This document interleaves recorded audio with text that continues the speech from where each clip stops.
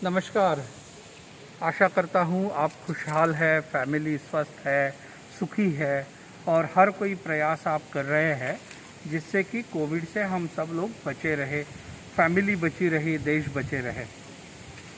पिछले संस्करण में हम बात कर रहे थे कि सेल्फ डिसिप्लिन का इस महामारी में क्या एक रोल है और हमने सेल्फ डिसिप्लिन का प्रयोग या उसका एक्सरसाइज 3 हिस्सों में बांटा था, फेजेस में। पहली फेज कि जब आप स्वस्थ हैं, आपको कोई कोविड इन्फेक्शन नहीं हुआ है। दूसरी फेज है कि जब आपको इन्फेक्शन हो जाता है, माइल्ड है, और स्पेशली जो आज बात करेंगे हम कि माइल्ड और मीडियम लेवल का इन्फेक्शन। और तीसरा है कि आप उससे निकल कर बाहर आते हो, अच्छे हो जाते हो। तो ऐसे में आपको क्या क्या सेल्फ डिसिप्लिन की ज़रूरत होती है। पिछले संस्करण में हमने पहली फेज यानी कि जब आप स्वस्थ है उस वक्त कौन सी आपको सेल्फ डिसिप्लिन की ज़रूरत है उसके बारे में बात किया था। आज हम बची हुई 2 फेजेस के बारे में बात करेंगे। तो पहला है कि जब आपको पता चलता है कि आपको कोविड हो गया है। अब अगर बहुत ही सीरियस है तो obviously there has to be an alertness, there has to be a quick response and आपको हॉस्पिटल में जाना है या जो भी आपको क्वारंटाइंस या आइसोलेशन के बारे में बोला गया है विथ एडेड मेडिकल फैसिलिटी, वो सब लेनी है। लेकिन अगर आपको माइल्ड सिम्टम्स है, ओके, या असिम्टोमेटिक कैरियर हुआ, ऐसे में आपको पहले तो पैनिक होने की ज़रूरत नहीं है, घबराहट होने की ज़रूरत नहीं है। इसके बारे में हमने पिछले एक संस्करण में बात की थी कि घबराहट क्यों नहीं होनी चाहिए और घबराहट होने से या पैनिक होने से क्या क्या दुष्परिणाम हो सकते हैं। सो कामनेस, संयम बहुत इम्पॉर्टेंट है। वो पहला है सूत्र कि वो आपको पहला डिसिप्लिन, वो सेल्फ डिसिप्लिन। और ये कामनेस कोई और आपको दे नहीं सकता है, आपको खुद को ही देना है। उसके अलावा आपको अपने आप को ये बताते रहना चाहिए कि I will be fine, I will be fine and you will be fine. आप उभर कर आओगे इससे, क्योंकि इस बीमारी से अच्छा होने का जो रेट है वो बहुत अच्छा है, 98% है, 99% है। दूसरा, तुरंत कोई कोताही नहीं करनी है, अपने एक्सपर्ट्स के साथ कंसल्ट करना है, वो जो भी प्रिस्क्रिप्शन देते हैं उनको फॉलो करना है। ट्रीटमेंट को डिले नहीं करना है, ट्रीटमेंट तुरंत शुरू करना है। और आपके बॉडी के सिग्नल्स को पढ़ते रहना है, सुनते रहना है। बॉडी आपको बताती है कि सर में दर्द हो रहा है, नाक में दर्द हो रहा है या गले में दर्द हो रहा है, चेस्ट में कंजेशन लग रहा है। ये सब चीज़ें आपको ऑब्जर्व करनी है और उसको आपको आपके एक्सपर्ट्स से, आपके परिजनों से बताते रहना है। You have to communicate. In fact मैंने एक किसी पिछले संस्करण में कहा था कि you have to cry, okay. Cry करेंगे तभी आपको अटेंशन देंगे और आपके इसलिए आएंगे। दूसरा, आपको सेल्फ टॉक करते रहना है, खुद को ही ये बताते रहना है, जताते रहना है कि I will be fine, I am confident, I am strong, I will fight this virus that has infected me, और मुझे कुछ नहीं होने वाला है, I will be fine, I will be fine, क्योंकि मैं सब तरह की केयर और ट्रीटमेंट ले रहा हूँ। वो सेल्फ टॉक बहुत ज़रूरी है। और सबसे बड़ा इम्पोर्टेंट कि अपने आप को ये बताना कि मैं डिसिप्लिन्ड आदमी हूँ। एक्सप्रेस योर सेल्फ, अपने आप को ही बताना कि मैं सेल्फ डिसिप्लिन का ऑब्जर्वर हूँ और मैं सेल्फ डिसिप्लिन को पालता हूँ। आइसोलेशन की जो सारी गाइडलाइंस है, अगर आप होम क्वारंटाइन है तो वो सारी गाइडलाइंस आपको फॉलो करनी है। अगर आप जंबो फैसिलिटीज़ में गए हैं या मल्टी स्पेशलिटी हॉस्पिटल में गए हैं तो जो भी डॉक्टर कहे वो आपको फॉलो करना है। वही आदमी आपका भगवान है उस समय और उसकी हर बात को आपको मानना है। तीसरा ये है कि आप अपने मन में जो हो रहा है, दिल में जो बातें आ रही है, वो किसी के साथ शेयर करिए। फ़ोन से शेयर कर सकते हैं, व्हाट्सएप कॉल कर सकते हैं, स्काइप कर सकते हैं, बहुत सारे माध्यम आज उपलब्ध है। तो उसको आपके नियर और डियर वन से शेयर करिए, फिर वो भी आपको तसल्ली दे सकते हैं। ईट हेल्दी स्टफ, हेल्दी खाना खाइए और नियमितता के साथ खाइए।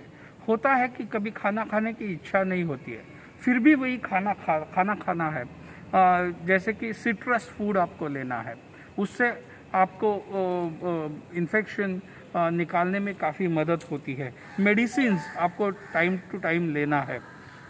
डोंट डाउट, अपने आप को के ऊपर डाउट मत लीजिए, और जो आपको सलाह दे रहे हैं, ट्रीटमेंट दे रहे हैं, उनके ऊपर भी डाउट मत करिए। और डोंट प्रोक्रास्टिनेट कि मैं ये करूँ या ना करूँ, मैं ये करूँ या ना करूँ। वो जो एक स्थिति होती है ना, उसमें मत रहिएगा। अगर करना है तो करना है, करिए। ओके। तीसरा ये है कि सदैव मास्क पहन के रहिए, क्योंकि थोड़े भी वक्त के लिए अगर आप मास्क ले रहे हैं, अगर ऑक्सीजन मास्क है, आपको ऑक्सीजन ले रहे हैं तो कोई बात नहीं, बट अगर ऑक्सीजन नहीं है तो मास्क पहन के रखिए, क्योंकि आप अप्रत्यक्ष रूप में कैरियर बन सकते हैं, संसर्गित व्यक्ति बन सकते हैं। 14वां ये है कि टेक इट स्लो। अपने आप को बताइए कि बॉडी को अभी दर्द है, मैं स्लो लाइफस्टाइल जीऊँगा, ये मेरा रेस्ट करने का पीरियड है। और सबसे महत्वपूर्ण, always be happy, be cheerful. अब ये कहने के लिए बहुत आसान है, प्रैक्टिस करने के लिए थोड़ा डिफ़िकल्ट है, लेकिन इसका एक सही माध्यम मैंने ढूंढ के निकाला है कि जब भी मैं किसी दुविधा में हूँ, किसी आपत्ति में हूँ, तो मैं कल के अच्छे के बारे में सोचता हूँ कि कल मैं दौड़ने जा रहा हूँ, कल मैं कहीं और स्कीइंग करने जा रहा हूँ, या अच्छा होने पर मैं कहाँ जाऊँगा। आप ऐसे अच्छे विचार मन में लाएंगे तो हैप्पीनेस आपके अंदर बरकरार रहेगा।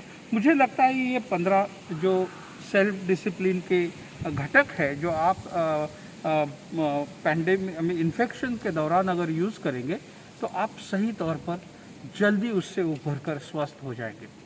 अब बात करते हैं कि भगवान की दया से आप स्वस्थ हो गए, अच्छे हो गए, आप वापस आ गए, लेकिन आपकी रिस्पॉन्सिबिलिटी अभी तक ख़त्म नहीं हुई है, क्योंकि हो सकता है आप अभी भी कैरियर हो, संसर्गित व्यक्ति हो, potentially you are a career.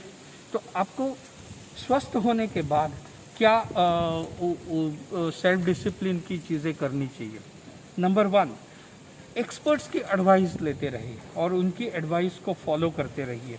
Number 2, don't be over confident कि नहीं मैं तो अभी ठीक हो गया, मुझे कोई चिंता करने की ज़रूरत नहीं है, डॉक्टर ने बोला है दवा लेना, कोई ज़रूरत नहीं है, डॉक्टर ने बोला है ये चीज़ नहीं करना, कोई ज़रूरत नहीं है।